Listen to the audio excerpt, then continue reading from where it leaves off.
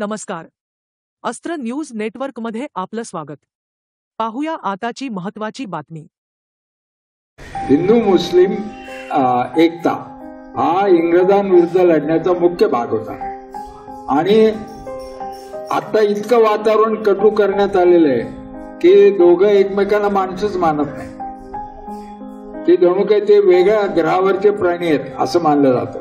तर अशा याच्यामध्ये इफ्तारच्या वेळेला जे एक वेगळी मानसिकता असते, दिवस महिनाभराचे उपवास असतात, कुराण अवतरले या काळात त्याची आठवण असते, कुराणाचं पठण असतं आणि मनामध्ये चांगले विचार करायचे असतात या निमित्तानं आणि त्याच्याकरता उपवास केला असतो, पाणी सुद्धा घेतलेलं नसतं.